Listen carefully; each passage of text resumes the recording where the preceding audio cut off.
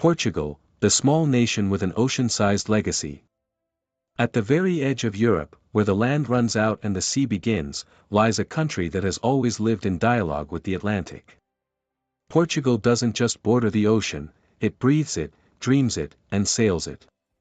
For centuries, the Portuguese have treated the Atlantic not as a barrier, but as an invitation. This is the nation that turned its back on continental rivalries and looked outward, discovering new worlds. A small rectangle of land on the Iberian Peninsula, yes, but with a legacy stretching across continents and oceans. A geography of opportunity. Portugal is strategically placed. To the east, Spain surrounds it on three sides, but to the west lies an infinite horizon. The country may look modest on the map, yet it holds the westernmost point of continental Europe, Cabo de Roca, where cliffs plunge dramatically into the sea. Even further out, in the middle of the Atlantic, Portugal commands two island groups, the Azores and Madeira. These lush volcanic archipelagos don't just expand Portugal's beauty, they extend its reach, giving it one of the largest maritime zones in the world. Lisbon, the capital, rises like an amphitheater over the Tagus River, a city of trams, hills, and tiled facades.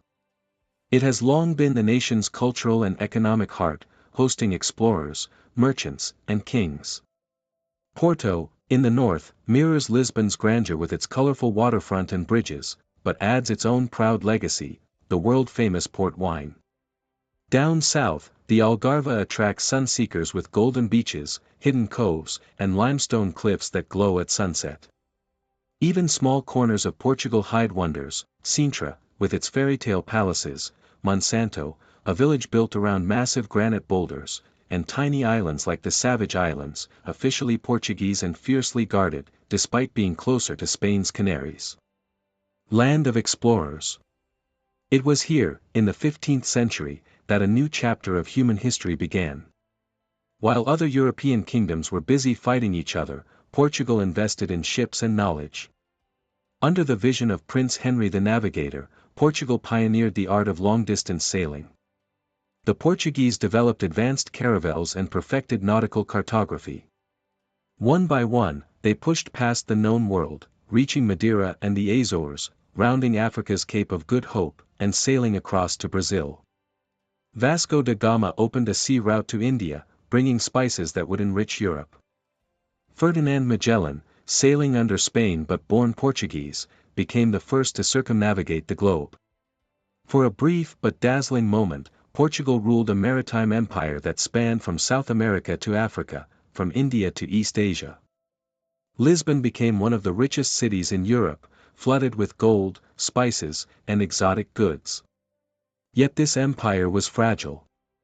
Unlike Spain, Portugal rarely ventured inland, its colonies were coastal trading posts, vulnerable to rivals. Over time, many fell to the Dutch, the British, or were sold off.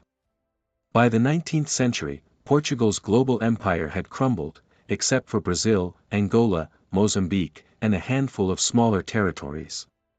Still, its cultural footprint remains enormous, in language, food, religion, and tradition. Today, Portuguese is the sixth most spoken language in the world, with more than 260 million speakers, over 30 times Portugal's own population. A land shaped by nature. On the mainland, Portugal's geography is as diverse as its culture. The north is green and mountainous, crowned by Serra da Estrela, home to Torre, the highest mainland peak. The south, especially the Alentejo and Algarve, is flatter, drier, and sunnier, a land of olive groves, cork forests, and vineyards. The nation is watered by three major rivers, the Douro, cutting through vineyard valleys before emptying into Porto, the Tagus, which flows through Lisbon, and the Guadiana, which doubles as part of the border with Spain.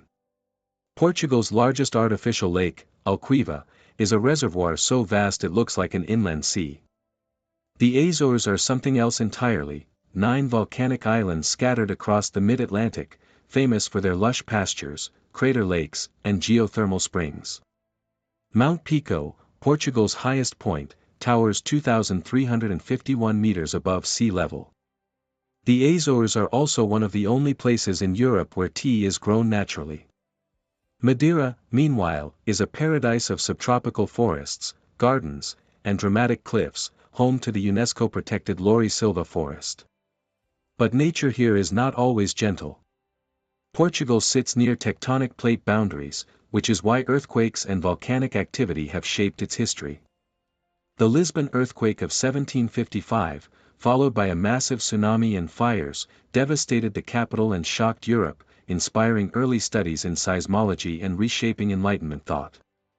Food, wine, and cork. If there is one word every visitor remembers, it is bacalhau, salted cod. It is said there are more than 365 recipes for bacalhau in Portugal, one for every day of the year. Curiously, cod isn't caught in Portuguese waters, it's imported from the North Atlantic, yet it has become the national dish. Other staples include caldo verde, green soup with kale and sausage, francesinha, a decadent sandwich layered with meat, cheese, and sauce, and pastéis de nata, the irresistible custard tarts dusted with cinnamon. And of course, seafood dominates, sardines grilled fresh during festivals, octopus prepared in countless ways, barnacles, clams, and more. Portugal is one of the top seafood consumers in the world. Wine is equally central. From the sweet, fortified port of the Douro Valley, to the crisp Vinho Verde of the north, to the robust reds of the Alentejo and the unique Madeira wines, Portugal's vineyards are world-renowned. And let's not forget cork. Portugal produces over half of the world's supply. It's not just for wine stoppers, cork here becomes shoes, bags, wallets, even furniture. Culture and identity. Portugal is a tapestry woven from many threads. Celts, Romans, Visigoths, Moors, and even Vikings left their marks. Roman ruins still stand in Evora, Moorish castles crown the hills, and Viking raids once tested coastal defenses. Over time, these influences fused into something distinctly Portuguese. One symbol of identity is saudade, a word untranslatable in its depth, describing a nostalgic longing, a love for something absent yet cherished. It finds its purest voice in fado, Portugal's mournful but beautiful music, sung with passion in dim taverns, often accompanied by the 12-string Portuguese guitar. Festivals light up the calendar. June celebrates the feast of the popular saints, with Lisbon honoring Saint Anthony, Porto celebrating Saint John, and Braga venerating Saint Peter. Streets fill with decorations, grilled sardines, and music. In smaller towns, ancient Celtic-inspired rituals survive, such as the masked Carnival of Lazarum. Portuguese architecture is equally distinct.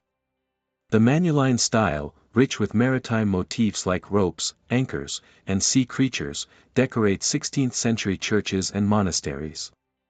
Azulejos, blue ceramic tiles, cover walls, telling stories in art and color. Even modern street artists, like Bordello II, continue the tradition, recycling trash into massive animal sculptures. Portugal and the world. Though small, Portugal's global ties are immense. Its alliance with England, dating back to 1373, is the oldest in the world. With Brazil, Portugal shares a unique bond. Brazil may have grown into a giant, but the two remain cultural siblings. In Africa, Angola and Mozambique maintain close ties, with migration and trade linking both sides of the Atlantic.